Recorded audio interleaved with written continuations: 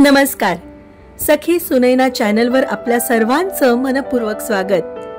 मागील भागात आपण श्री क्षेत्र मायंबा म्हणजेच मच्छिंद्रगड इथे जाऊन बडे बाबा म्हणजेच श्री मच्छिंद्रनाथांच्या संजीवन समाधीचं दर्शन घेतलं आणि आता इथलं दर्शन घेऊन पुढे पाथर्डी मार्गात जात असतानाच मला धामणगाव हे लागलं आणि धामणगावच्या प्रसिद्ध असलेल्या आई जगदंबा देवीच्या मंदिरात आज आपण दर्शनाला जात आहोत.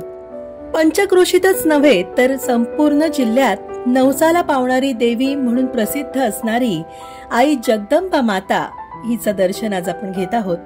मंदिराच्या प्रवेशद्वारापाशीच श्री हनुमंताचं आणि महादेवांचं सुबक असं मंदिर.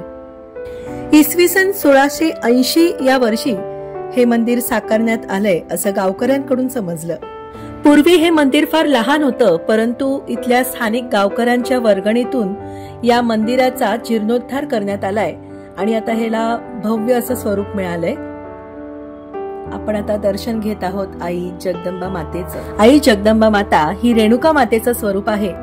आपल्या एका भक्ताच्या हाकेसाठी धावून आलेल्या आई रेणुका मातेने इथे या भव्य अशा तांदळा स्वरूपात इथे तिला दर्शन दिलं. हे तांदळा स्वरूप स्वयंभू आहे. आई जगदंबेला केलेले नवस इथे पावतात, त्यामुळे इथे भक्तांची खूप मोठी रीघ वर्षभर सुरू असते.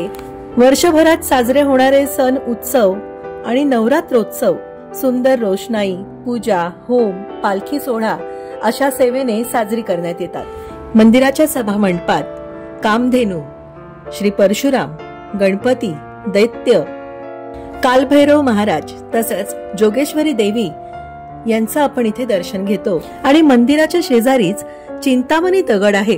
त्यावरती रुपयाचं नाणं ठेवलं की डोळे बंद करून आपल्या मनातली इच्छा आपण व्यक्त करायची आणि मग तो चिंतामणी दगड आपल्याला आपलं काम होणार असेल तर कौल देतो. या मंदिर परिसरामध्ये दगडी पाषाणात घडवलेल्या 3 बारव आहेत. त्यांपैकी एका बारवचं नाव भांडे बारव असं आहे, कारण देवीच्या नैवेद्याला लागणारी भांडी, त्यात भांड्यांच्या नावांची चिठ्ठी जर या बारवमध्ये टाकले तर पाण्यावरती ती भांडी तरंगायची. दुसऱ्या बारवला खरूज नाईटाची बारव असं नाव होतं, कारण त्यात चर्मरोग, त्वचारोग असणाऱ्या व्यक्तींना अंघोळ केल्यास त्यांचे आजार दोष दूर व्हायचे. आणि तिसरी बारव ही अहिल्याबाई होळकरांनी बांधली आहे असं त्या बारवच्या शिलालेखात नमूद केलंय. आणि या बारवचा वापर प्यायच्या पाण्यासाठी करण्यात यायचा.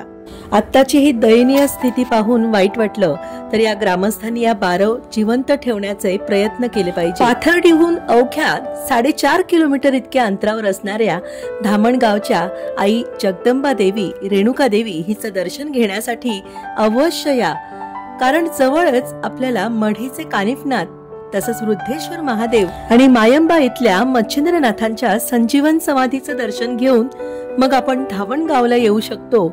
तर हे अगदी सगळं एका दिवसात सहज शक्य आहे. त्यामुळे अवश्य इथे भेट द्या आणि सखी सुनैना चॅनलला सबस्क्राईब केलं नसेल तर लवकर सबस्क्राईब करा, लाईक करा, शेअर करा आणि स्वस्त रहा, मस्त रहा, कायम माझ्या सोबत रहा माझ्या या सुंदरशा प्रवासात. लवकरच भेटूया नव्या व्लॉग मध्ये जुन्या प्राचीन माहितीसह. तोपर्यंत नमस्कार.